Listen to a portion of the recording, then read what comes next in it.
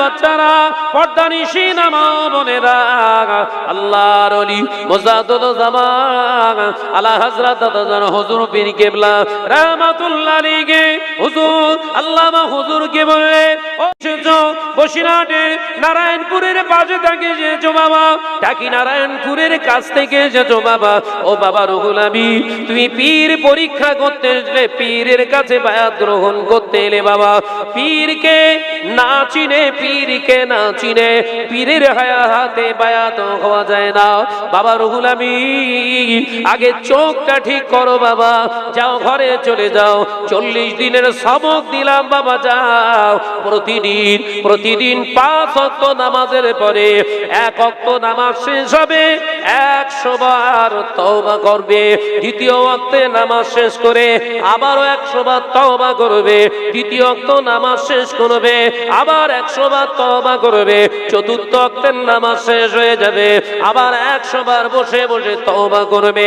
পঞ্চম ওয়াক্তে অর্থাৎ এশার নামাজ শেষ হয়ে যাবে, আবার 100 বার তওবা করবে।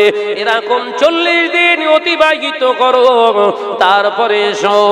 আর পীরকে চেনা লাগবে না, চেনানো লাগবে না, তোমার চোখই বলে দেবে আল্লাহর প্রকৃত ওলিটাই কে। আল্লামা রুহুল আমিন রাহমাতুল্লাহ আলাইহি হুজুরের চোখ দিয়ে পানির টুসা গড়িয়ে পড়ল।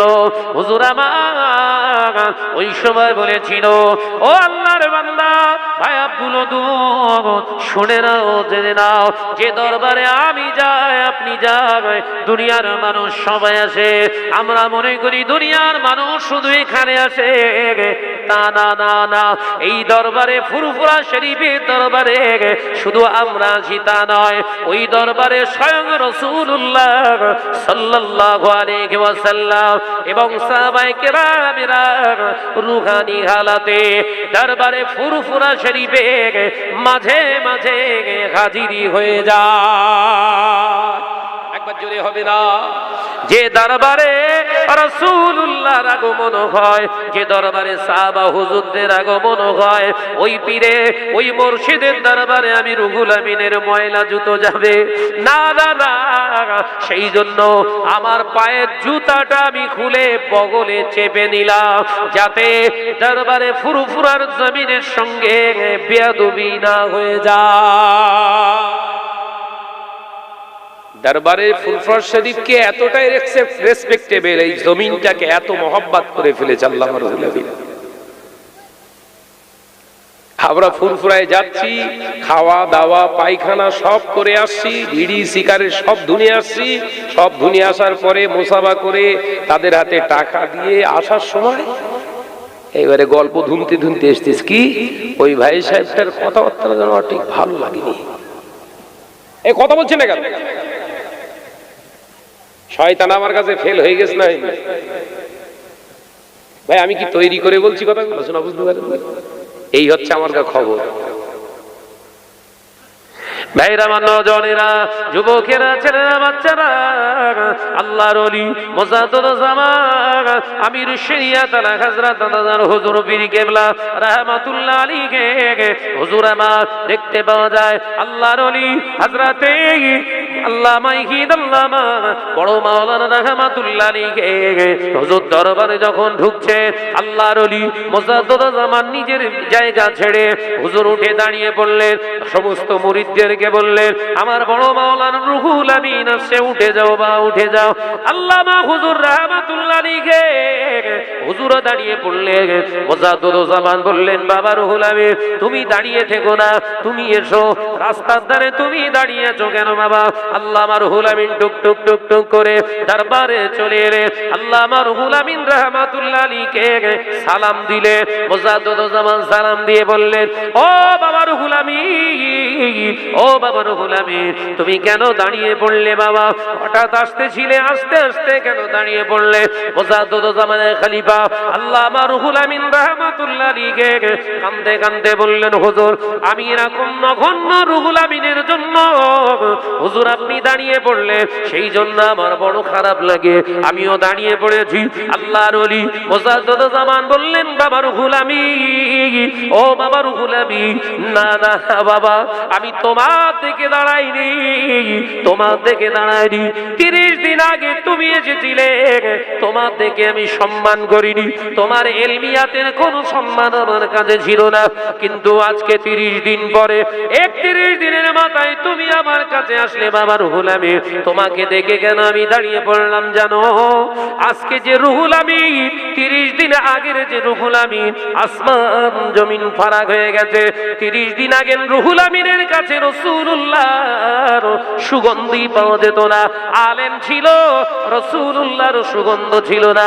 কিন্তু আজকে যে রুহুল আমিন আসছে, সে রুহুল আমিনের আশাতে আমি আবু বকর বুঝতে পেরেছি, রাসূলুল্লাহ আমাকে জানিয়ে দিলেন এই রুহুল আমিনকে বায়াত করে নাও।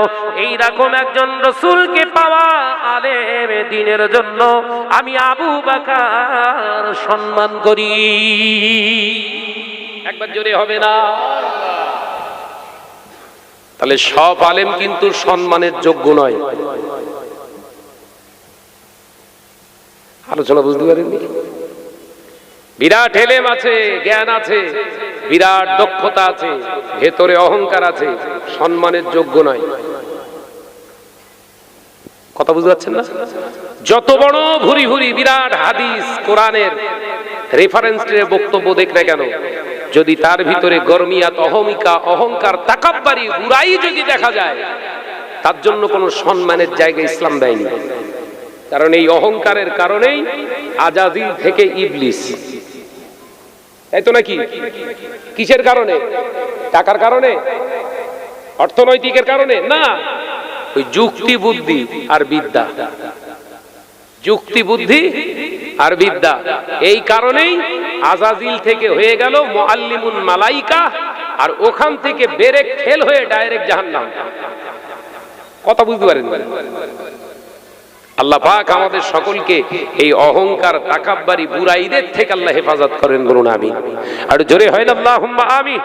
ভাইরা, আমার নওজওয়ানেরা, যুবকেরা, ছেলেরা, বাচ্চারা, পর্দানিশীরা, মা বোনেরা, আল্লাহ নবী দো জাহানের বাদশা হাবিবুল্লাহ নবী জনাবে মুহাম্মদুর রাসূলুল্লাহ সাল্লাল্লাহু আলাইহি ওয়াসাল্লাম পাক জবানে জানিয়ে দিলে, ও আমার সাহাবারা, আমি রাসূলুল্লাহ সাল্লাল্লাহু আলাইহি ওয়াসাল্লাম তোমাদের জানিয়ে দিলাম, শুনে নাও। এমন একটা দিন আসবে, সময় আসবে, যে সময় দেখতে পাওয়া যাবে টুপিওয়ালার অভাব হবে না, দাড়িওয়ালার অভাব হবে না, জুব্বাওয়ালার অভাব হবে না। উম্মতেদের টাকা পয়সা, অর্থনৈতিক পরিকাঠামো, সচ্ছলতা এসে যাবে।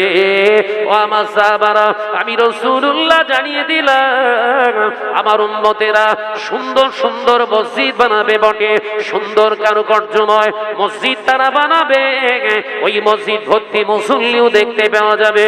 কিন্তু আমি রাসূলুল্লাহ জানিয়ে দিলাম, ওই মুসল্লিদের ভিতরে ঈমানদার খুঁজে পাওয়া যাবে না। নামাজ পড়ছে কারা? তাহলে প্রশ্ন আসবে না? আসবে না? নবী বললেন টুপি থাকবে, দাড়ি থাকবে, জুব্বা থাকবে। আমি রাসূলুল্লাহ থেকে ভালো ভালো লেবাস, ইবনে মাজাহ শরীফ এসেছে হাদিসটা, যে এখন এই টুপি, দাড়ি, জুব্বা, ইয়ে তো পেরাই এখন আমরা সব পড়ছি। নামাজ আজকে জুম্মা সব ভর্তি হয়ে গেছিল না? বিশ্বনবী বললেন এই মসজিদ ভর্তি মুসল্লি পাওয়া যাবে, কিন্তু ঈমানদার খুঁজে পাওয়া যাবে না। সাহাবায়ে কেরামরা প্রশ্ন করলেন, ইয়া রাসূলুল্লাহ, হাবিবাল্লাহ, হুজুর কারণটা? নামাজ পড়ছে নামাজি, ঈমান নেই, কারণ? আল্লাহ রাসূল বললেন দুটি কারণ। এক নাম্বার হচ্ছে সুদ। এক নাম্বার কি বললেন? সুদ। আমার উম্মতের ঘরে ঘরে সুদের টাকা বাসা বাসবে। ওগুলো প্রায় কোর্সের কমপ্লিট হয়ে গেছে প্রায়। আমার আপনার এলাকায় আছে নাকি? আছে? এই আড়ালে যারা বসে সব সদস্য বল, খোঁজলে দেখেন, ও গালদায় দেখবে যায় প্রতি সপ্তাহে বুধবার, বৃহস্পতিবার কিংবা মঙ্গলবার ওর ষাঁড়ের পাশে না বসলে কিন্তু ঘুমায়। কথা ঠিক না? বুঝে বলে আছে না? নেই? নেই নেই বোধ হয়, আমার বলা ভুলেই গেছে। হ্যাঁ হ্যাঁ, তারপরেও বলবেন আমি পাকা মুসল্লি। ঘরের বউটাকে ষাঁড়ের পাশে বসাচ্ছেন, তারপরেও বলবেন জান্নাতি।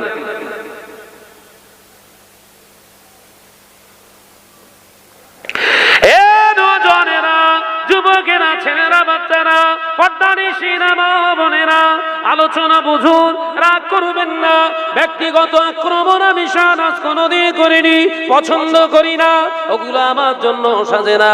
তবে আল্লাহ রসুলের পাক জবানের কথাগুলো বলতে একবারও কণ্ঠিত বোধ হয় না, মনের ভিতরে একবারও অনুশোচনা হয় না। রাসূলুল্লাহর পাক জবানের কলগুলো বলার সময় একবারও হৃদয়ে ভয় আসে না, একবারও চিন্তা মাথার ভিতরে আসে না। এই নসিহতগুলো করলে, এই রাসূলুল্লাহর পাক জবানের কথাগুলো বললে হয়তো দাওয়াত কেটে যেতে পারে, হয়তো সমাজে আমাকে কোণঠাসা করে দিতে পারে, হয়তো আমার আর জলসা হবে না। এই চিন্তা চেতনার ভিতর দিয়ে কোনোদিন আমি নিজেকে চালনা করি না। কারণ আমার পীর মুসাদ্দুজ্জামান দাদা হুজুর পীর কেবলা রাহমাতুল্লাহ আলাইহির রক্ত জিগার আব্বাজান মেজলা হুজুর পীর কেবলা রাহমাতুল্লাহ আলাইহি, বাংলা শামের হাজী মুফতি আযম মেজলা হুজুর পীর কেবলা আমাকে কাছে বসিয়ে, কোলের উপরে বসিয়ে জড়িয়ে ধরে বলেছিলেন, আল্লাহ আলেমে দ্বীন যখন তোমাকে বানাবে, যতটুকু কথা বলবে আল্লাহ রেজামন্দির জন্য বলবে। তামাম পৃথিবীর মানুষ যদি তোমার বিরোধিতা হয়ে যায়, আমি তোমার পীর, আমি আবু জাফর ওয়াজহুদ্দিন তোমার জন্য দোয়া করি। আল্লাহ পাক, আল্লাহ তাআলার হাবিবের নেক নজরে আল্লাহ পাকের রহমত ফজল আল্লাহ তোমার পাশে সদাই থাকবে। হুজুর কেবলার কাছে যখন যেতাম দোয়া চাইতে, হুজুর কেবলা একদিন আসরের ওয়াক্তে গেলাম, আব্বাজান আপনি আমার জন্য একটু দোয়া করেন। তখন আমি ওই দরবারে মাদানিয়া মসজিদ, তার মানে দরবার শরীফের সামনে যে মাটির মসজিদ, ওই মসজিদের তখন আমি মজ্জেন, অনেক ছোট তখন, আমি হার্ডলি হয়তো 12 থেকে 13 বছর বয়স আমার। ও হুজুর কেবলার কাছে আসরের নামাজ আদায় করে গিয়ে বললাম, আব্বাজান আপনি আমার জন্য একটু দোয়া করেন। কি দোয়া করব জিজ্ঞাসা করছে, কি দোয়া করব? আব্বাজান আপনি দোয়া করেন আল্লাহ পাক যেন ইসলামের জন্য আলেম বানায়। মুসাদ্দুজ্জামানের রাখতে জিগার মোচকে হেসে গালে একটা বুসা দিয়ে বললেন, তুমি আলেম হবে না, আল্লাহ পাক তোমাকে রজনীগন্ধা ফুল বানাবে। একবার জোরে বলেন সুবহানাল্লাহ। যে তখন তো ছোট, অতটা হাদিস তো তখন আমি কোথায় শসমে পড়ি, তখন জামাতে শসম মানে ক্লাস 8-এ, ক্লাস 8-এ তখন পড়ি। তখন মনের ভিতরে চিন্তা, আমি আলেম হতে চাইলাম, হুজুরের কাছ থেকে দোয়া নেব। আব্বা হুজুরকে বললাম আলেম হব, হুজুর বলছে রজনীগন্ধা। বুঝলাম না। এই বড় হবার পরে যখন হাদিস ধরলাম, তারপর একটু একটু বুঝলাম আসলে রজনীগন্ধা কি। কথা বুঝতে পারছেন না? শাহনাজ ওই এই করেছে, সেই করেছে, খারাপ করেছে, ওই করেছে, সেই করেছে, যত ঝাপটা মারে তত বেশি আল্লাহ পাক সমাজে বেশি বেশি স্টেজে আল্লাহ যাওয়ার সুযোগ করে দিচ্ছে। একবার জোরে বলুন, একবার জোরে হবে না? যে মুসাদ্দুজ্জামান দাদা হুজুর পীর কেবলা রাহমাতুল্লাহ আলাইহির রাখতে জিগার আব্বাজান মেজদা হুজুর পীর কেবলা দোয়া করেছেন যে ভাইরা, আমার নওজওয়ানেরা, যুবকেরা, কান খুলে শুনে রেখে দি, আল্লাহর ওলি, আল্লাহর মাহবুব বান্দা যারা হয় তাদের সোহবত লাভ করতে হবে। আমি যে কথা আপনাদের বোঝাচ্ছিলাম, আল্লাহ নবী পাক জবানে জানিয়ে দিলেন, আল্লাহ কোরআনেও জানিয়ে দিলেন, ভালো করে বুঝুন। এ নওজওয়ানেরা, আল্লাহ নবী বললেন আমার উম্মতেরা নামাজ আদায় করবে, রোজা আদায় করবে, হজ আদায় করবে, যাকাত আদায় করবে, দাড়ি থাকবে, জুব্বা পরবে, আমার আল্লাহ পাকের নামাজ তারা আদায় করবে। বাবা সাহাবারা শুনে রেখে দাও, জেনে রেখে দাও, মসজিদে নামাজ মুসল্লিরা ভিড় করবে, জামাতের সঙ্গে নামাজ আদায় করবে। অথচ আমি রাসূলুল্লাহ জানিয়ে দিলাম, শুনে নাও, জেনে নাও, তাদের ভিতরে ঈমান খুঁজে পাওয়া যাবে না। আল্লাহ নবী বললেন, যখন এই কথা সাহাবায়ে কেরাম বললেন, ইয়া রাসূলুল্লাহ, হাবিবাল্লাহ, কারণ কি? আল্লাহ নবী বললেন, প্রথম নাম্বারই সুদ। উম্মতের ঘরে ঘরে সুদের টাকা বাসা বাঁধবে। উম্মত এত সুদের প্রতি ডিপেন্ডেন্ট করবে, এতটাই নির্ভরতা নিজেদের ভিতরে এনে ফেলবে, সুদ ছাড়া বাঁচার কোনো উপায় নাই। এই ঈমান তাদের ভিতরে এসে যাবে। যান ঘরে ঘরে সার্চ করে দেখুন, ব্যবসায় লাগিয়েছে দিচ্ছে সুদে টাকা তুলে, সুদ করে টাকা তুলে ঘর বাঁধছে, সুদ করে টাকা তুলে মোবাইল কিনছে, গাড়িগুলো কিনছে। ও নওজওয়ানেরা, যুবকেরা, ছেলেরা, বাচ্চারা, যখন তাকে প্রশ্ন করা হয়, ভাই এই গাড়িটা হঠাৎ করে এত টাকায় কিভাবে কিনলি? বলে এমনি কিনতে পারিনি, অত টাকায় কেনায় আমার ক্ষমতা নাই। যদি আমি লোন করে না কিংবা আপনার ডাউন পেমেন্টে যদি গাড়ি না কিনি, গাড়িটা আমি পেতামই না। ইমানদারের উত্তর হচ্ছে, এই কথা ঠিক না বুঝতে বলে? আমিও তো 4 চাকা চাপছি, আল্লাহ আমাকেও চাপাচ্ছে। আমাকে প্রশ্ন করুন, গাড়ি কত দিয়ে কিনেছিলেন? একদম সুন্দর করে বলে দেবানি, 9,74,000 টাকা হ্যান্ড ক্যাশ। কথা বুঝাচ্ছেন না? ওই আগে আমার বড় মোটর সাইকেল চালাতাম, যখন স্টুডেন্ট লাইফ ছিল, বড় বড় মোটর সাইকেল কিনেছি খুব পরিশ্রম করে, মেহনত করে। এখন এই রিসেন্টলি 3 দিন আগে একটা স্কুটি কিনেছি, সুজুকি কোম্পানির নতুন, কি একটা নাম ভুলে যাচ্ছি, 1,17,000 টাকা দাম। একটু বাজারে টাজারে যাবো, মোটামুটি 2-5 কিলোমিটার এরিয়ার ভিতরে, বাচ্চারা মাদ্রাসায় পড়ছে, হয়তো একটু দেখতে চলে গেলাম, খোঁজ নিতে গেলাম, তো কিনে নিয়ে এসছি। হ্যাঁ, গাড়ি কিনতে গিয়েছি, সঙ্গে সঙ্গে কাগজপত্র সব বার করেছে ফাইন্যান্স। ভাইজান তাহলে কত দেবেন? এখন দেবেন না? হ্যাঁ দেবো, তো দেবো, লিতে এসছি, দেবনি। কত দিচ্ছেন? গাড়ি কত দাম? মোটামুটি গাট ফাট লাগিয়ে 1,17,000 এলে ফাইন্যান্স করবে না। ও আমার থেকে যেন ওর মন খারাপ হয়ে গেছে বেশি। টাকা দিচ্ছি নগদে, অথচ মন খারাপ আমার না। কেন বলেন দিন? কেন বলেন দিন? ওর যে শয়তানিয়াতের, শয়তানের যে মেশিন আমার ভিতরে প্রবেশ করাতে পারিনি, এইটা হচ্ছে ওর কষ্ট। বেশ প্রত্যেক মাসে 3,000 কি 4,000 করে নেবো। গাড়ি চাপবি চাপ, মাথা থেকে যেন টেনশন না হালকা হয়। কথা বুঝাচ্ছেন না? ওরে টেনশনে ফেলে আকমলা করব, রস খাবো আমি, খাগড়া থাকবে ও, গাড়িও পূর্ণ হবে, টাকাও মিটে যাবে, ওই গাড়ি আবার বিক্রি করবে। কথা বুঝতে পারেন? আমাদের মা বোনেদের ঠিক ওই কলে ফেলে রেখেছে বলে এখন বুঝতে পারি। এই কথা ঠিক না বুঝতে বলেন? 70,000 টাকা, হ্যাঁ ভাবি আপনি নেন না, 70,000 টাকা। 65, হ্যাঁ নেন না, অসুবিধা নেই, কিন্তু ওই প্রতি সপ্তাহে বলো 2600 লাগবেন না। হাসতে হাসতে টাকা নিয়ে এসে ভাবি ভাইয়ের হাতে দিল, থুতু মেরে গুনে নিল, নেওয়ার পরে কি বললো, সামনে সপ্তাহে 2600 রেডি করে রেখে। হঠাৎ করে সপ্তাহে প্রতিদিন কাজ করে, টলি টানা কাজ, হঠাৎ করে টোটো রোডে কোনো একটা অ্যাক্সিডেন্টে বসে গেছে, 2 সপ্তাহ টাকা দিতে পারেনি। বিরাট বৃষ্টি হচ্ছে, ষাঁড় আর ওর ঘর থেকে বেরোয় না। এই কথা ঠিক না বুঝতে বলে? আমি কি তৈরি করে বলছি? ষাঁড় এসে ওর ঘরে বসে রে, স্যার বিরাট বৃষ্টি হোক, কি টাকা নেই, তারপর যাবো। টেনশন কার? এগুলো জাতিকে বুঝতে হবে। দিন আনা দিন খাওয়া, এটা আল্লাহর শুকর। যদি মনের মন চায় গাড়ি আমাকে কিনতেই হয়, তবে ওজন বুঝে ভোজন করো। যুবকেরা, ছেলেরা, বাচ্চারা, পর্দানিশীনা মা বোনেরা, আল্লাহ নবী দু জাহানের বাদশাহ হাবিবুল্লাহকে, নবী জনাবে মুহাম্মদুর রাসূলুল্লাহ সাল্লাল্লাহু আলাইহি ওয়াসাল্লাম পাক জবানে জানিয়ে দিলে, ও আমার সাহাবারা, উম্মত যখন সুদের দ্বারস্থ হয়ে যাবে, ওই উম্মতের ঘরে 3টে জিনিস দেখতে পাওয়া যাবে। উম্মতের ভিতর থেকে সুদ খাওয়ার কারণে উম্মতের ভিতর থেকে 3টে জিনিস উঠে যাবে। 1 নাম্বার হলো খাউফিল্লাহ, আল্লাহর ভয়। ওই সুদখোরের অন্তরে, সুদ দেনেওয়ালার অন্তরে আর থাকবে না খাউফিল্লাহ, আল্লাহর ভয় আর থাকবে না।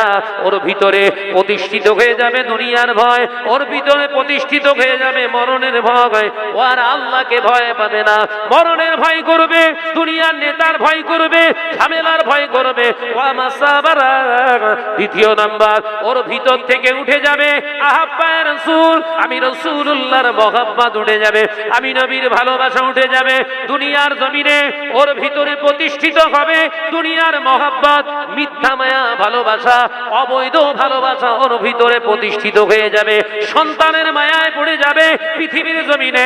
ওই সন্তান বিবি সম্পদের কারণে হারাম রাস্তায় সে নিজেকে নিজে চালনা করে ফেলবে।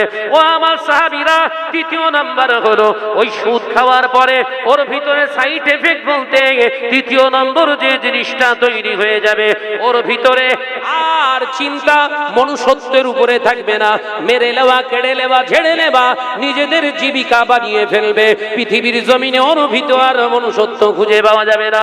ও আমার সাহাবীরা, আমি রাসূলুল্লাহ জানিয়ে দিলাম, সুদ খাওয়ার কারণে ওর ভিতরে প্রতিষ্ঠিত হয়ে যাবে জিনা, ব্যভিচার, অর্থাৎ হারাম কাজগুলো ওর কাছে বৈধ মনে হবে, হালাল কাজ আর ওর ভালো লাগবে না। এ নওজওয়ানেরা, যুবকেরা, ছেলেরা, বাচ্চারা, আলোচনা বুঝুন। আজ ঘরে ঘরে, আমাদের পাড়ায় পাড়ায়, এলাকায় এলাকায় সুদের চলন এসে গেছে বলে আমাদের ঘরের ছেলেদের আর মেয়েদের ভিতরে আল্লাহর ভয় কি সেইভাবে আর লক্ষ্য করা যায়? কথা বলছেন না কেন? এই আসছিলাম, জলসা হচ্ছে সেই পাকা রোড থেকে, ডবল গেটের রোড, ওখান থেকে স্টার্ট, মূল রোড থেকে যখন গাড়ি নিয়ে ঢুকতেছি, তা মনে হচ্ছে হাড়ুয়া মেলার সেকেন্ড মনে হচ্ছে মেলা। আমি একবার ওই জলসা করে আর একটা জলসা যাচ্ছি বসিরহাটে, ওই বসিরহাটের দিকে একটা শঙ্করপুর মনে হচ্ছে সম্ভবত, আমার মনে পড়ছে না, মোটামুটি বসিরহাটের দিকে। আমি ভাঙড় থেকে জলসা সেরে ওইটাই যাচ্ছি, আর তখন ওই ফাল্গুন মাসে 13 তারিখ না 12 তারিখে স্টার্ট হয়, আর ওই তারিখে আমার, আর আমি পুরো ফেঁসে গেছি মহাময়দানে, গাড়ি ওখানে ঢুকিয়ে ফেলিস তো, এগুতেও পারেনি, পিছুতেও পারেনি। লাস্টে পুলিশ প্রশাসনের ভাইরা দেখতে পেয়ে আমাকে ওই ভিড়ের মাঝখান দিকে আনছে। ভাই আমি নিশ্চিন্তে গাড়ি চালিয়েছে, টুকটুক টুকটুক করে যাচ্ছি, আর যত জওয়ান ছেলে সর্বনাশ, ভাইজান যে দৌড়চ্ছে তখন, ভাইজান যে দৌড়চ্ছে তখন। কথা বুঝতে পারছেন না? আজকে এখানে জলসায় আসতে আসতে কষ্ট হচ্ছে এসব দৃশ্যগুলো দেখতে। এগুলো যদি আমরা প্রতিবাদ না করি, এই আলেমের স্টেজে ওঠার কোনো দরকার নেই, এই ওয়াইজিনের স্টেজে বক্তব্য দেওয়ার কোনো হক নেই, ইসলাম দেয়নি। এই অন্যায় রাহাজানিগুলো হচ্ছে কি কারণে, এগুলো উপলব্ধি করুন। ভাইরা, আমার নওজওয়ানেরা, যুবকেরা, ছেলেরা, বাচ্চারা, পর্দা নিশিরা, মা ও বোনেরা, আলোচনা বোঝো। আল্লাহ নবী তো জানের বাদশাহ হাবিবুল্লাহকে, নবী জনাবে মুহাম্মদুর রাসূলুল্লাহ সাল্লাল্লাহু আলাইহি ওয়াসাল্লাম পাক জবানে জানালে, ও আমার সাহাবারা, আমি রাসূলুল্লাহ জানিয়ে দিলাম, পৃথিবীর জমিনে কোন মুসলমান যখন সুদের দ্বারস্থ হয়ে যায়, তার ভিতরে আর বিশ্বাস থাকে না রিজিকের মালিক আল্লাহ, ইজ্জতের মালিক আল্লাহ, সম্মানের মালিক আল্লাহ, হায়াতের মালিক আল্লাহ, মৌতের মালিকও আল্লাহ, এই বিশ্বাসটা তার অন্তর থেকে পালিয়ে যায়। এ নওজওয়ানেরা, যুবকেরা, ছেলেরা, বাচ্চারা, একবার অনুধাবন করুন।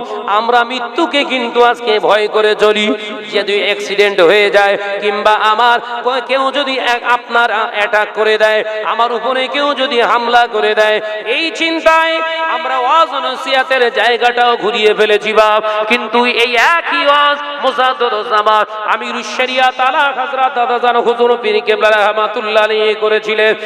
একই নসিহত হুজুর আমার করেছেন। এই একই মাহফিলে একই নসিহতে করার কারণে আল্লামা হুজুর রাহমাতুল্লাহ আলাইহি লিখছেন, 1937 সালে যে বাংলার জমিনে 10% সুদখোর মুসলমানদের ভিতরে দেখা যেত, আমরা 1939 সালে আবার অ্যানালাইসিস করে দেখলাম, মুজাদ্দিদ জামান ইন্তেকালের পরে একই ওয়াজ নসিহত করার কারণে আমরা 1939 সালে হুজুর ইন্তেকালের পরে গোটা বাংলা জুড়ে, এপার বাংলা ওপার বাংলা জুড়ে অ্যানালাইসিস করে গবেষণা করে দেখলাম, সেই 10% 10% সুদখোর থেকে কমে গিয়ে 3% সুদখোর এসে দাঁড়িয়ে গেছে। একবার জোরে হবে না? এসে সাউন্ডটা মনে হচ্ছে মোড়াতে যাওয়ার। বাবাজি, 1937 সালে আল্লামা নিসারউদ্দিন রহমাতুল্লাহ আলাইহি সাওয়ানিতে লিখছে, বাংলা জমিনে ওয়াজ নসিহত করার পরেও 10% সুদখোর আছে। কত পার্সেন্ট? 10% মুসলমান সুদ খেত তখন। মুজাদ্দিদ জামান 1937 সালে সমগ্র ওয়াইজিন সম্প্রদায় আলেমদেরকে এক জায়গায় করে মিটিং করলেন, একটা কনভেনশন করলেন। সেই আলোচনা করলেন কি, এবার যত ওয়াইজিন ওয়াজ করবে প্রতিটা জায়গায় দুটো সাবজেক্টের উপরে আলোচনা হবে। কটা? জোরে বলেন। দুটো সাবজেক্টের উপরে আলোচনা হবে। এক নাম্বার সুদখোরের বিরুদ্ধে, সুদের বিরুদ্ধে ওয়াজ হবে। দ্বিতীয় নাম্বার মহিলাদের বিহায়াপনা রমরমা চলছে, এর বিরুদ্ধে ওয়াজ হবে। এই সাবজেক্ট হুজুর কেবলা ওখান থেকে বেঁধে দিলেন। ওখান থেকে শুরু হলো এবারে স্টার্ট। 2 বছর জলসা হলো, হুজুর ইন্তেকাল করলেন। শাহ সুফি বাংলা আসামের নয়নের মণি মুজাদ্দিদ জামান দাদা হুজুর পীর কেবলা ইন্তেকাল করলেন। 1939 সালে এবার জীবনীটা লিখছেন আল্লামা রুহুল আমিন রাহমাতুল্লাহ আলাইহি। একবার জোরে বলুন না সুবহানাল্লাহ। হুজুর লিখছেন কি, 1937 সালে মুসলিম সমাজের ভিতরে 10% সুদখোর, আর 2 বছরের নসিহতে হুজুর কেবলার আমার পীর মুর্শিদের হুকুমে আমরা নসিহত করলাম। গোটা বাংলায় ওয়াজ নসিহতের ফসল আমরা পেলাম। 1939 সালে সেই 10% সুদখোর কমে গিয়ে 3% এসে গেল, অর্থাৎ 7% সুদখোর সুদ ছেড়ে দিল। একবার জোরে বলুন, একবার জোরে বলেন। সব টেনশনে পড়ে আছে, একসঙ্গে প্রাণ খুলে পড়ি আল্লাহুম্মা সাল্লি আলা।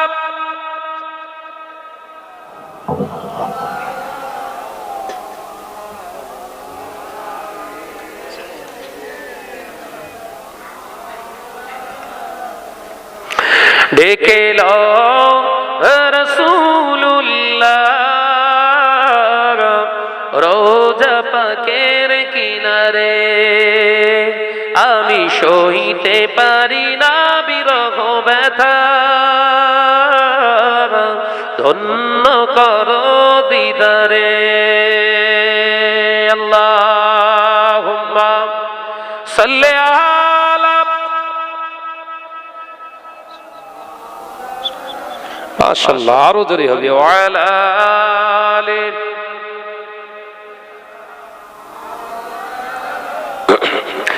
নূরে উজ্জ্বল চেহারা তোমার, দেখে মন যে ভরে যায়। একটু জোরে হবে না? একটু জোরে হবে না? নূরে উজ্জ্বল চেহারা তোমার, দেখে মন যে ভরে যায়। তোমার ওই গুম্বাজে খাজরা দেখে ঈমানও বেড়ে যায়। জোরে হবে না? ডেকে লো রাসূলুল্লাহ রোজা পাকের কিনারে, আমি সইতে পারি না বিরহ ব্যথা, ধন্য করো দিদারে। আল্লাহুম্মা সাল্লি আলা। মাশাআল্লাহ, আরো জোরে হবে। ওয়ালা আলি। এই সাউন্ডটাই রাখে। মদিনার ওই আকাশ, মদিনার ওই বাতাস, মদিনার ওই আকাশ, মদিনার ওই বাতাস, মদিনার ওই জাবালে উহুদ, তোমাকেও সালাম জানা। জোরে বলবেন না? একটু জোরে হবে না? তবে ওই জাবালে উহুদের সালামটা সব হাজি দেখতে পায় না। কথা বুঝাচ্ছেন না? জাবালে উহুদ বলে একটি পাহাড় আছে মদিনার জমিনে, সেটা হলো ওই পাহাড়ের এরিয়াটা হলো 13 কিমি এরিয়া, 13 কিলোমিটার এরিয়া নিয়ে আছে একটা পাহাড়। একবার জোরে বলুন না সুবহানাল্লাহ। ওই জাবালে উহুদকে নিয়ে রাসূলুল্লাহর অনেকগুলো হাদিস বর্ণিত আছে। যদি সেই চক্ষু নিয়ে মদিনা শরীফে প্রেজেন্ট হওয়া যায়, রাসূলুল্লাহর মাজার মুকাদ্দাস থেকে ওই জাবালে উহুদ পাহাড়টা দেখা যায়, সেই অন্তর্চোখ খুলিয়ে যদি দেখা যায় যেন মনে হবে রাসূলুল্লাহকে সদাই সালামে নজরানা দিচ্ছে। একবার জোরে বলুন, একবার জোরে হবে না? সবাই দেখতে পাবে না, হাজীদেরও কোয়ালিটি আছে, সবাই দেখতে পাবে না। হজ পাকি গিয়েছি এবারে 2019 একবার গিয়েছিলাম, আল্লাহ নিয়ে গিয়েছিলেন। এবছর গেলাম, গিয়ে দেখি মদিনা শরীফে বসে বসে হাজী সাহেব সিগারেট খাচ্ছে। ও হাজিরা কি সালাম দেয়া দেখতে পাবে? ধোয়া দেখবে, ধোয়া কি দেখবে বাপ? ধোয়া। ডেকে লও রাসূলুল্লাহ রোজা পাকের কিনারে, আমি সইতে পারি না বিরহ ব্যথা, ধন্য করো দিদারে। আল্লাহুম্মা সাল্লি আলা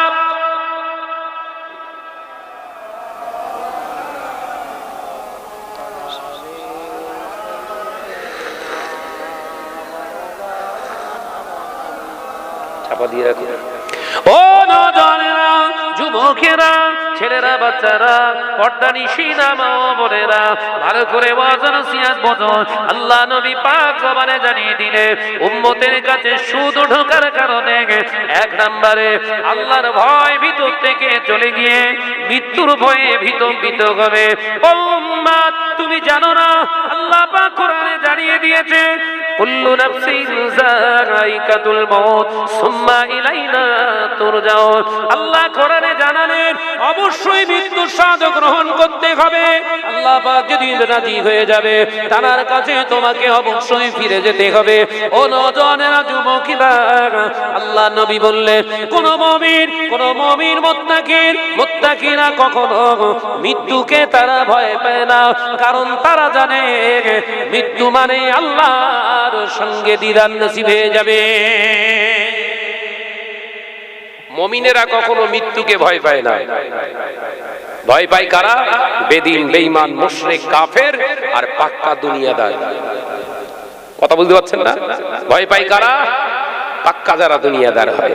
ভাইরা আমার, নওজওয়ানেরা, যুবকেরা, ছেলেরা, বাচ্চারা, পর্দানিশী মা বোনেরা, আল্লাহ নবী পাক জবানে জানিয়ে দিলেন সুদের মাল, সুদের সম্পদ ভিতরে ঢোকার কারণে শুনে রেখে দাও, জেনে রেখে দাও, তোমার ভিতর থেকে রাসূলুল্লাহর মহব্বতটা হারিয়ে যাবে। আল্লাহ নবীর মহব্বত ভিতর থেকে হারিয়ে গিয়ে প্রতিষ্ঠিত হবে বিবির মহব্বত, প্রতিষ্ঠিত হবে সন্তানের মহব্বত, প্রতিষ্ঠিত হবে অবৈধ মহব্বত, ভালোবাসে যেগুলো আল্লাহ হারাম করে দিয়েছিল সেইগুলো তোমার কাছে হালালের মতো মনে হয়ে যাবে। এ নওজওয়ানেরা, যুবকেরা, বিবি আমাকে আদর করে বলল, ওগো আমার স্বামী গো, ওগো আমার স্বামী গো, সবার পাকা ঘর সাদাটা ঘর হয়ে যাচ্ছে, তুমি এক কাজ করো না, তুমিও হাতের কাজ করো, আমিও হাতের কাজ করি, তুমি রোজগার করবে, সংসার চালাবে, আমার টাকাটা দিয়ে আমি প্রতি সপ্তাহের কিস্তিটা জোগাড় করব, 65,000 টাকা নিয়ে ছাদটা ঢালাই মেরে লাও। বিবির ভালোবাসা খারাপ আছে না? ভালো কথা বলছেন না? বিশাল বুদ্ধি, এই কথা বলছেন না কেন? হেভি বুদ্ধি। এই তো বিবি তো আমার বিরাট লক্ষ্মী। আরে লক্ষ্মী বলি তো ভান্ডার খুলেছে, তুই বুঝতে পারিস? তোর বিবি শুধু বিবি না, লক্ষ্মী, ওই জন্য তো ভান্ডার খুলেছে, বুঝতে পারিস? যে আমার দিদি খুব ভালো। যে আমার নওজওয়ানেরা, যুবকেরা, ছেলেরা, বাচ্চারা, সঙ্গে সঙ্গে বিবির কথা শুনে আমি 5 ওয়াক্ত নামাজি মুসল্লি মানুষ, তাহলে 65,000 না, একেবারে কিছু একেবারে বালির কাজটাও করে 1.5 লাখ টাকা, 1.5 লাখ টাকা লোন নিয়ে ভালো করে ঢালাই ফালাই বালির কাজটা সব করে নিয়ে তাহলে ঘরটা উদ্বোধন করতে হবে, ওপেন করতে হবে। কার? শাহনাজ ভাই দাওয়াত কর, দোয়া করে যায়। কথা বলছেন না কেন? ব্যাস, শাহনাজ ভাইকে দাওয়াত করেছে, শাহনাজ ভাই এসে জিজ্ঞাসা করছে কি হবে ভাইজান, ঘর কেন হয়েছে? খুব সুন্দর হয়েছে, হেবি সুন্দর ঘর হয়েছে। হ্যাঁ ভাইজান, খাস করে দোয়া করবেন আল্লাহ পাক যেন আয় রোজগারে বরকত দেয়, কাজ কারবারে যেন। একটা টেনশনে আছে। কি টেনশন আর বলতেছে? সপ্তাহ কি বলছি, আল্লাহ যেন টেনশন মুক্ত করে দেয়, আপনি দোয়া করবেন ব্যাস। আমি বলে দিয়েছি, অসুবিধা নেই ইনশাআল্লাহ। দুটো হাত তুলে দেওয়া, আল্লাহ এই ঘরেতে তোমার রহমত নাজিল করে দাও, এই বাড়িতে অভাব দেবে না, এই বাড়িতে তোমার রহমত নাজিল করে দাও আল্লাহ পাক, এই ঘরেতে তোমার বরকত নাজিল করো। ফেরেশতারা বলছে, হ্যাঁ করবান, তুই একবার কবরে ঢোক, তো যেরকম পালিশ করে ধনুরি যেরকম তুলো আশা, তো তোর হুজুর ওই রকম আশাবো আমরা, তৈরি আছি, মুগুল্লে রেডি আছে, কবর একবার আয়। কার বাড়িতে যেয়ে দোয়া করতে হয় এটা শিখিসনি হুজুর? বললি তো সব এমনি ব্যবসা বাণিজ্য,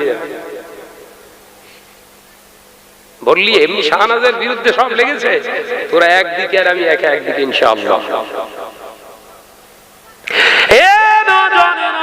যুবকেরা, ছেলেরা, বাচ্চারা, পর্দানিশীনা মা বোনেরা, আল্লাহ নবী দু জাহানের বাদশা হাবিবুল্লাহকে, নবী জনাবে মুহাম্মদুর রাসূলুল্লাহকে সাল্লাল্লাহু আলাইহি ওয়াসাল্লাম নবী আমার পাক জবানে জানিয়ে দিলেন, লা ইউমিনু আহাদুকুম, তুমি মুমিন হতে পারবে না ততক্ষণ, হাত্তা কুনা আহাব্বা ইলাইহি, যতক্ষণ না পর্যন্ত সবার থেকে আমি রাসূলুল্লাহকে মহব্বত করতে পারো, মিন মালিহি, তোমার ধন সম্পদের থেকে, ওয়া আহলিহি, তোমার বিবি ছেলেপুলা সন্তানের থেকে আমাকে যতক্ষণ না ভালোবাসতে পারো, মহব্বত না করতে পারো, আমি রাসূলুল্লাহ জানিয়ে দিয়ে গেলাম তুমি পাকা মুমিন হতে পারবে না। এ নওজওয়ানেরা, মাদাতনার মুসলমানেরা, রাসূলুল্লাহ বললেন বিবি হয়ে যাবে তার মহব্বতের জিনিস, সন্তান হয়ে যাবে তার মহব্বতের জিনিস, আমি রাসূলুল্লাহর মহব্বত তার অন্তরে থাকবে না। এ নওজওয়ানেরা, যুবকেরা, ছেলেরা, বাচ্চারা, পর্দানিশীনা মা ও বোনেরা, অপর হাদিসে রাসূলুল্লাহ জানালেন, মান আহাব্বা সুন্নতি ফাকাদ আহাব্বানি ওয়া মান আহাব্বানি কানা মা'i ফিল জান্নাহ, আও কামা ক্বালা আলাইহিস সালাম ওয়া মাসাবারা। আমি রাসূলুল্লাহ জানিয়ে দিলাম, আমি রাসূলুল্লাহ জানিয়ে দিলাম, শুনে রেখে দাও, জেনে রেখে দাও, মান আহাব্বা সুন্নতি, যে আমার সুন্নাতকে মহব্বত করতে পারলো, আমি রাসূলুল্লাহর সুন্নতকে যে ভালোবাসলো, ফাকাদ আহাব্বানি, সে আমাকে মহব্বত করলো, ওমান আহাব্বানি, আর আমাকে যে মহব্বত করলো, কানা মা'i ফিল জান্নাহ, আমি রাসূলুল্লাহ জানিয়ে দিলাম সে আল্লাহর জান্নাতে যাবে। আরেক জোরে বলুন সুবহানাল্লাহ। মিষ্টি খাওয়া সুন্নতটা আদায় হলো, জুব্বা পরা সুন্নতটা আদায় হলো, টুপি মাথায় দেওয়া সুন্নতটা আদায় হলো, দাড়ি রাখা সুন্নতটা আদায় হলো। ও বাবাজি, হারাম থেকে নিজেকে পরেজ রাখা এটাও রাসূলুল্লাহর সুন্নাত। এই সুন্নাতটা কবে আদায় করবেন বলুন?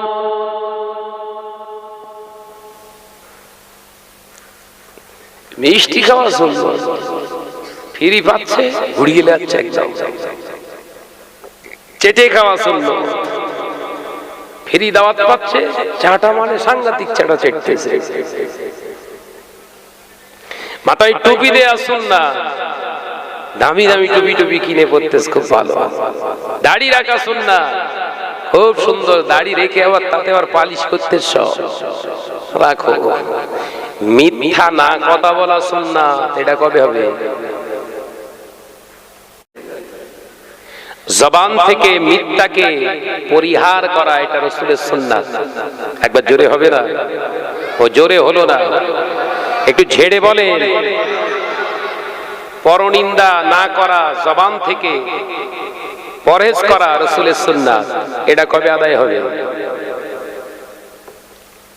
বিবি ভাত সামনে বেড়ে দেয়, খুলে দেয়, বা সামনে এনে দেয়, জোহরের নামাজটা আদায় করে যে খুব ধোনা ধুনতেছো, বিসমিল্লাহি ওয়ালা বারাকাতিল্লাহ, খুব মনে পড়েছে না? আর ভাত মুখে তোলার আগে আর একটা সুন্নত আছে, ওটা আদায় হবে কবে জানেন? কোনটা জানেন? এসব ওয়াজ হয়নি তো, এসব ওয়াজ হয় না, এসব ওয়াজ হলি তো দাওয়াত দেবেন না, সমস্যা। ওই বিবিরাই বলবেন ও সব বনেছের আনিস না।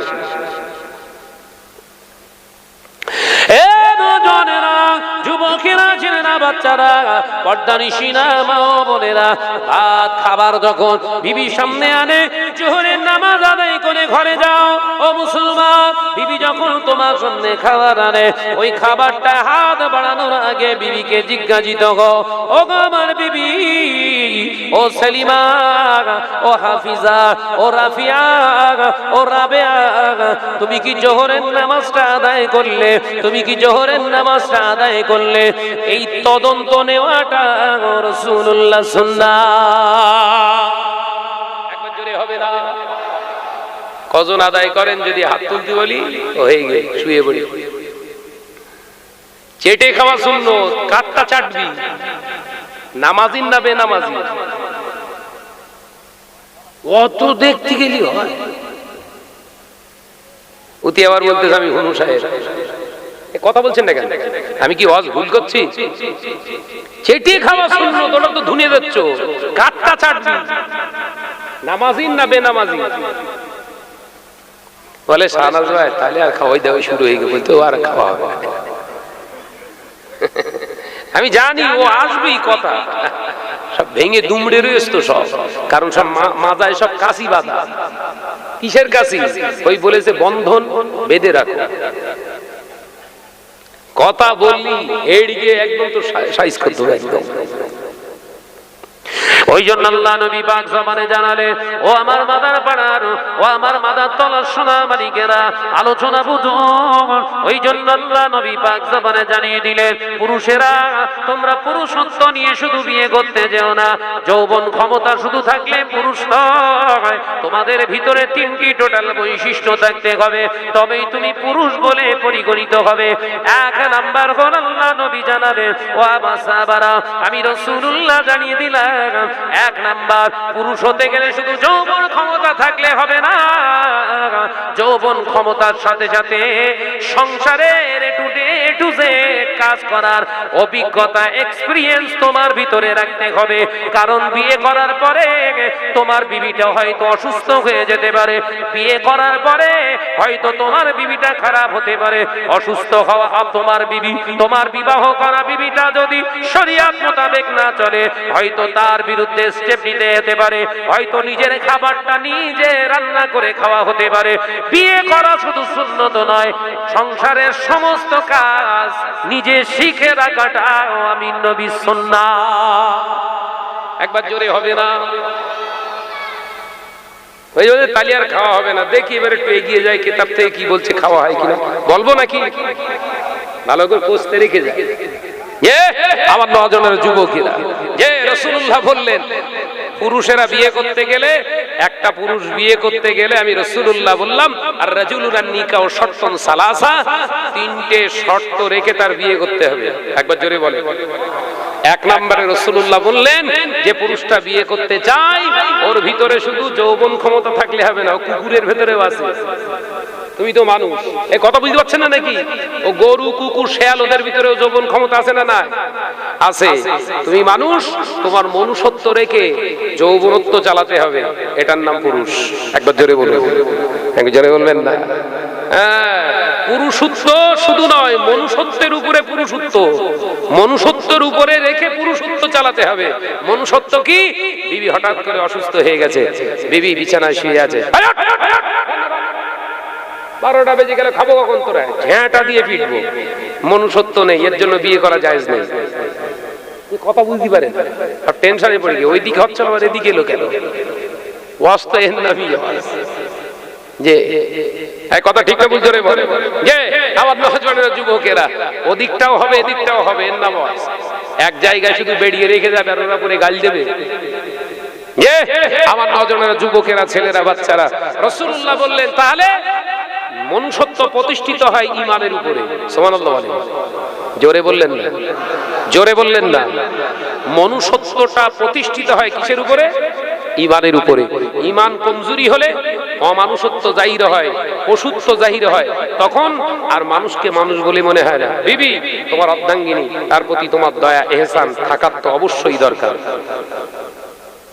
আম্মাজান হযরত আয়েশা সিদ্দিকা রাদিয়াল্লাহু তাআলা আনহা বর্ণনা করছে, দুপুরবেলা রান্না করছি আমি আয়েশা, রাসূলুল্লাহ ফিরেছেন, বিশ্বনবী এসে সালাম দিলেন, আসসালামু আলাইকুম ইয়া আয়েশাতুল হুমারা, হে আমার টুকটুকে বিবি, কি করছো কি করছো? আমি আয়েশা বললাম ইয়া রাসূলুল্লাহ রান্না করছি, আপনি বসেন। বলে কেন বসবো, কেন বসবো, তুমি কাজ করছো। আয়েশা তুমি একটু সরে বসো না, তোমার পাশে বসে আমিও রান্নাশালায় একটু রান্না করি। একবার জোরে বলো, জোরে হলো না? এ সুন্নত আদায় হবে না। 1.5 কেজি চর্বিওয়ালা গোশ এনে দিয়ে সামনে ফেলে দেবো যে ভালো করে কষ। কথা বলছেন না কেন? হ্যাঁ ফেলে দিয়ে কষালিয়া কষালিয়া খেয়ে গল্প করতে বলি ভাইজান কুরবানির গোশ 1 কেজি ঝেড়ে দিয়েছে একদম কষা কষা। বিবি কতটা খেয়ে প্রচুর খাবার সুযোগই দেয়নি, শেষ হয়ে যাচ্ছে আনতে বলছি, শেষ হয়ে যাচ্ছে আনতে বলতেছি। আরে এই পুরুষ না এ কুকুরে, হাজব্যান্ড না কুত্তা ব্যান্ডে? কথা বলছেন না কেন? দেখে যাচ্ছেন? একটি গোশতের টুকরা রাসূলুল্লাহ বললেন আমি কিছুটা খেলাম, আমার আয়েশাকে দিলাম। একবার জোরে বলুন, জোরে হলো না? এই সুন্নতগুলো দেখতে পায় না, চেটিয়ে খাওয়া সুন্নত, ওই সুন্নতটা বলে আছে। অসুবিধা হচ্ছে না তো বাপ? এ নওজোয়ানেরা, যুবকেরা, ছেলেরা, বাচ্চারা, পর্দানিশীন মা বোনেরা, আল্লাহ নবী দু জাহানের বাদশা হাবিবুল্লাহকে, নবী জনাবে মুহাম্মদুর রাসূলুল্লাহকে সাল্লাল্লাহু আলাইহি ওয়াসাল্লাম পাক জবানে জানিয়ে দিলেন বিবাহ করাটা যেমন আমার সুন্নাত। ও আমার সাহাবীরা, আমি রাসূলুল্লাহ সাল্লাল্লাহু আলাইহি ওয়াসাল্লাম জানিয়ে দিলাম অসুস্থ বিবিকে রান্নাশালায় জোর করে ঢুকিয়ে দেওয়া মনুষ্যত্বের কাজ নয়, কোনো মানবিকতা নয়। বরঞ্চ অসুস্থ বিবিকে বলো যাও বিবি তুমি একটু বিশ্রাম দাও, রান্না তো তুমি প্রতিদিন করো, আজকে আমি একটু রান্না বান্না করে দেখি। আল্লাহ নবী বললেন নিজে গিয়ে সংসারের সমস্ত কাজগুলো করো, সমস্ত কাজগুলো করে রান্না বান্না করে অসুস্থ বিবির সামনে খানা পরিবেশন করো, আমি রাসূলুল্লাহর সুন্নাত আদায় হয়ে যাবে। একবার জোরে হবে না? মান তামাসসাকা বিসুন্নতি ইনদা ফাসাদি উম্মতি ফালাহু আজরু মিআতা শাহীদি। আমি রাসূলুল্লাহ জানিয়ে দিলাম যে সুন্নতটা অবলুপ্ত হয়ে গেছে, ফিতনা ফাসাদের সময়ে আমার একটা সুন্নতকে যে জিন্দা করলো, আমি নবী জানিয়ে দিলাম তার নামায় আমলে আমার আল্লাহ ওই সুন্নতকে জিন্দা করার লক্ষ্যে, ওই সুন্নতকে জিন্দা করার জন্য আল্লাহ খুশি হয়ে 100 শহীদের সওয়াব দান করে দেবে। একবার জোরে হবে না? হারিয়ে যাওয়া সুন্নতগুলো ওই রান্নাশালায় ঢুকে রান্না করা আর আছে কারুর ভেতরে? কথা বলছেন না কেন? আমাদের ভেতরে আছে সুন্নত, মিষ্টি খাওয়াটা আছে। হারিয়ে যাওয়া সুন্নতগুলো জিন্দা করতে হবে। তাহলে এবার থেকে ইনশাআল্লাহ রান্নাশালায় লাকড়ি ধরবেন তো? তাহলে ধরবানি অদ্য পেটা পেটার জন্য, লাকড়ি ভেঙে ফেলেছে মুসলমান। দ্বিতীয় নাম্বার, আল্লাহ নবী জানিয়ে দিলেন যে পুরুষটা বিয়ে করতে চায় ওকে জিজ্ঞাসা করো বাবা ছেলে, ও বাবা ছেলে তুমি তো বিয়ে করতে চাইলে বাবা, তুমি কি তোমার বিবির মোহরানাটা আদায় করতে পারো? তুমি কি তোমার পরিশ্রমের মেহনতের টাকা দিয়ে নগদে নগদে মোহরানাটা কি আদায় করতে পারবে? ওই ছেলেটা যদি বলে পরে দোবান, পরে দোবান, ওর মুখের উপরে বলে দাও বিয়েটাও পরে দোবান। কথা বুঝতে পারছেন? মোহরানা দেয়া সিস্টেম শরীয়ত সম্মত হলো এটাই। শরীয়তের রুলস অনুযায়ী মোহরানা দিতে গেলে বিয়ের দিনেই মোহরানা আদায় করতে হবে। মোহরানা ধার্য করা হলো ওয়াজিব, মোহরানা বিয়েতে ধার্য করা হলো ওয়াজিব। বিয়ের শর্ত হলো মোহরানা আর নগদে মিটিয়ে দেওয়া আমার নবীর সুন্নাহ। একবার জোরে হবে না? কিতাবের ভিতরে এসেছে, ফতোয়ার কিতাবে পরিষ্কার ভাবে বলা হয়েছে যে পুরুষগুলো বিয়ের সময় মোহরানা বিবিদেরকে মেটায় না, না মিটিয়ে ওই দেনা অবস্থায় মারা যায়, বিনা তওবায় মারা যায়। ওই পুরুষগুলো বিনা তওবায় বিনা ক্ষমায় যদি মারা যায়, ওদের ইন্তেকালের পরে কবরে ঢোকানোর সাথে সাথে কিয়ামত পর্যন্ত ওর কবরে জিনা করতে আযাব দেয়া হয়। জোরে বলুন নাউজুবিল্লাহ। ও ভাইরা বাবাজিরা যারা বিয়ে করেছেন মোহরানা দেননি, দেরি করবেন না, আজ রাতে জলসায় শেষ করে যদি আল্লাহ বাড়ি যাওয়ার সুযোগ দেয়, বিবির হাতটা ধরবে, বিবির হাতটা ধরে যদি মোহরানা দেওয়ার মতো ক্ষমতা থাকে দিয়ে দেন। আর যদি দেওয়ার মতো অর্থ সামগ্রিক যদি আপনার না থাকে, বিবির কাছ থেকে ক্ষমাটা চেয়ে নেন। আপনার বিবির হাতটা ধরলে আপনার জাত শেষ হয়ে যাবে না? শেষ হবে? আজকে জলসার শেষে কি আগে ওরে ধর। জীবনে অনেক কিছু ধরেছি, এবার বিবির হাত ধর। আর যদি মনে করেন না সে মরণের পরে হবে, তোমার কিন্তু খবর আজ বলো। আমাদের ওদিকটা আছে, মরে যাওয়ার পর দুটো দালাল হাজির হয়। আপনার দিকে আছে?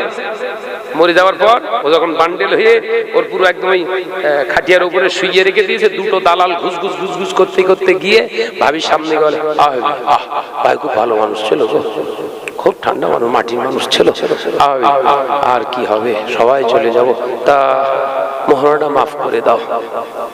এরকম দালাল আসলা এই কথা বলছেন দেখেন, যায় না যায় না। এখন ভাবি জানে 5,001 টাকা ও ছেড়ে দেবো, ও তো গেছে গোল্লায়। আর এখন চাচ্ছে ক্ষমা। 40 বছর ধরে সংসার করলে কোনোদিন ক্ষমা যায়নি, মাল টান টান হয়ে শুয়ে রয়েছে। হ্যাঁ, ও তখন চিন্তা ভাবনা করে বলছে হ্যাঁ মাপ তো করবো, তো কি করে, লোকজন রয়েছে নাও তো বলা যাচ্ছে না, ও তো সিরিয়াল দেখে পুরো পাকা নাই খায়। ও তখন ওই সামনে হাত বাড়িয়ে কি বলতেছে, আল্লাহর রাস্তায় মাফ করে দিলাম, আল্লাহর রাস্তায় মাফ করে দিলাম, আল্লাহর রাস্তায় মাফ করে দিলাম। কাঁদতে কাঁদতে, ভাই এটা মাফ করার চিহ্ন, এটা এ মানে কি? আল্লাহর রাস্তায় মাফ করে দিলাম কথার সঙ্গে হাতের মিলছে?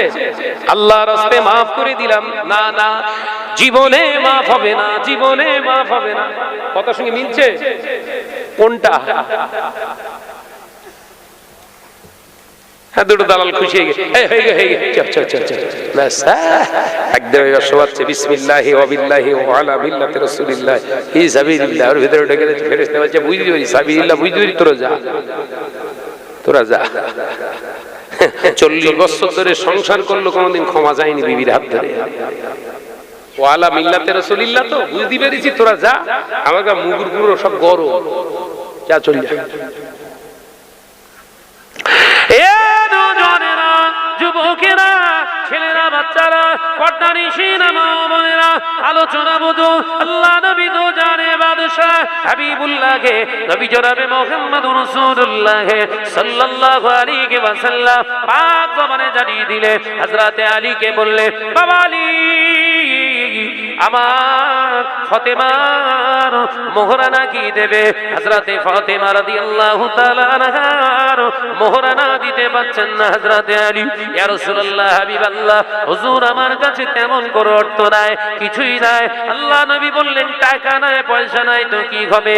ও বাবা আলী, তোমার নিজস্ব পরিশ্রমের কিছু কি জিনিস নাই যেটা তুমি তোমার রক্ত ঘামিয়ে অর্জন করেছিলে? হযরতে আলী বললেন, হ্যাঁ ইয়া রাসূলুল্লাহ, আমার মনে পড়েছে হুজুর যুদ্ধে আমি গনিমতের মাল থেকে আমি একটা তলোয়ার ভাঙা অংশ, একটা আপনার চামড়ার পানির পাত্র মশক আমি পেয়েছি, আর একটা ঢাল ভাঙা অংশ। ইয়া রাসূলুল্লাহ, হাবিবাল্লাহ, হুজুর ওটাই আমার কাছে আছে। আল্লাহ নবী মুচকে হেসে বলেছিলেন, ওরে আমার আলী, আমি রাসূলুল্লাহ কন্যার বাপ, আমার ফাতেমার জন্য ওটাই মোহরানা নিনা। একবার জোরে হবে না? আর একটা সুন্নত চলে এলো, একবার তাকবীর দেন, নারায়ে তাকবীর। জোরে হবে না? নারায়ে তাকবীর। আওলাদে মুজাদ্দিদুজ জামান, নারায়ে তাকবীর। আওলাদে মুজাদ্দিদুজ জামান, নারায়ে তাকবীর। জনাব ভাইজান হুজুর কিবলা, জনাব ভাইজান হুজুর কিবলা, নারায়ে তাকবীর। এ দুজনেরা, আল্লাহ নবী নগদে নগদে নিজের জামাই, হবু জামাইয়ের কাছ থেকে মোহরানা আদায় করেছিলেন। ও মেরে বাপেরা, আপনারাও যখন কন্যাদের বিয়ে দেবেন, নিজের হবু জামাইয়ের কাছ থেকে মোহরানাটা নিজে থেকে আদায় করে নেবেন। এটাও হলো রাসূলুল্লাহর একটি সুন্নাত। একবার জোরে হবে না? এতদিন জানা ছিল, দেখেছেন সুন্নত বেরোচ্ছে কিরকম করে, শুধু মিষ্টিতে পড়ে রে আর চেটে খাওয়াই পড়ে রে।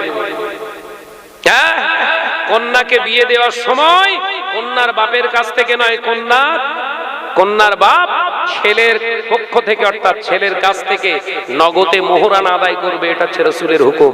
একবার জোরে বলুন, একবার জোরে হবে না?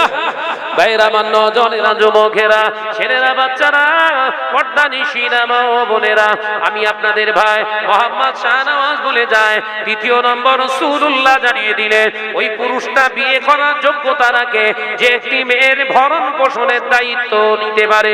ভরণ পোষণ মানে আপনার বিবিকে আপনি ভালো খাবার দেবেন শুধু নয়, শুধু ভালো পড়া দেবেন শুধু তাই নয়, ভালো ভালো গহনা দেবেন শুধু তাই নয়, আমি নবী জানিয়ে দিলাম বিবি যদি বেনামাজিনী হয়, বিবি যদি বেপর্দানিশীনা হয়, বিবি যদি শরিয়াতের খেলাফ কাজ করেনি হয়, তাকে শরিয়াতের মানদণ্ডে রেখে চালনা করার দায়িত্বটাও তোমার।